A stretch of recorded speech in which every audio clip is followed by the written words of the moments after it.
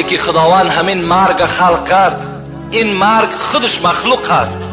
مثل چگونه ای که ملائکه ها را خدا خلق کرده است، مثل همین ملائکه ها را خلق کردنش همین مرگ هم خلق کرد.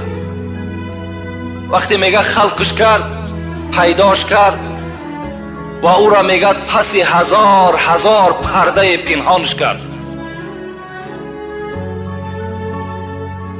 و عظمته اکبر من السماوات والارضین. چنان میگه همین مرگ کلان بود، چنان کلان بود که حتی میگه زمین و آسمان کلانیش بر او برابر شده نمیتونست. همتا میگه خداوند یک مخلوق بی نهایت کلان خلقش کرد.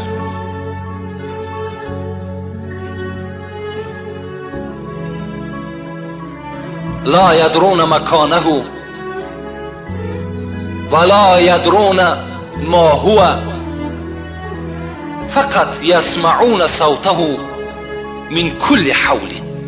صاحب دقایق میگه یگان ملائک نمیدانست که این چی هست و مکان این در کجا هست، فقط آوازش میشنیدن که میگه داد میزد، فریاد میزد، فریادش میشنیدن، لکن نمیدانستن در کدام مکان است و این چی باشد، چی وظیفه را اجرا میکند، اینش نمیدانست. تا وقتی چی؟ تا وقتی که آدم خدا خلق نکرد. وقتی میگه آدم خدا خلق کرد، این مرگ میگه فرمایش داد که بالای همین تمام مخلوق من پرواز کن. وقتی میگه مرگ پرواز کرد، همه این ملائکه هایی که خلق شده بودن همگی میگه از هوش رفتن. بعد مدتی میگه خداوند باز در مکان خودش همین مرگ قرار داد و گفت یا عزرائیل قد سلطتک علیه.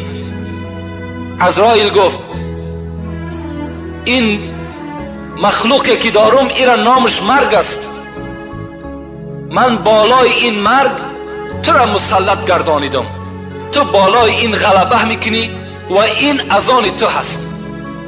عزرائیل حیرت ماندن، گفتن به ای قوه آخذوه. خداوند گفت این بزرگی را بین، کلانی را بین، قوتی را بین، با کدام قوه می را میگیرم؟ در نزد قدرت خداوند اینا که مخلوق خداوند که بدن هیچی نبود. گو عزرائیل گفت نزدیک بر او شو، او سکون میکند، او سکوت میکند، او به تو رام میشود.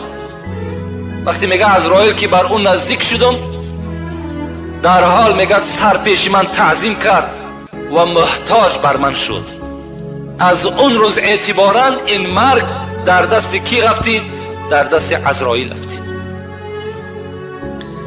عزرائیل میگه وقتی که او را من مسلط بر خود گردانیدم و او را محتاج خود گردانیدم، با امر الهی میگه این موت از جانب خود به سوی خداوند فریاد زد، پروردگارا ایذن لی حتی انادی فی السماء والارض مرتن. میگه همین مرد به سوی خدا چی گفت؟ گفت خدایا گفت من کو مرا کو تو غلام این عزرائیل گردانیدی، من میخواهم که یک فریاد در بین آسمان و زمین بزنم. خداوند گفت که اجازت از برای تو فریاد بزن. میگه این موت چی گفت؟ این مرگ چی گفت؟ انا الموت الذی افرق بین کل حبیب. من همان مرگ هستم که جدایی میدازم بین دو دوست، دو رفیقی که با یکدیگر سخت رفیقند. بالای یک تاش وقتی که من میایم این رفیقی اینها از بین نابود میشن. انا الموت الذی افرق بین کل المرأة و زوجه. من همان مرگ هستم که بین شوهر و بین زن جدایی می اندازم. انا الموت الذی افرق بین الآباء والابناء. من همان مرگ هستم که بین فرزند و بین پدر داغ میگذارم.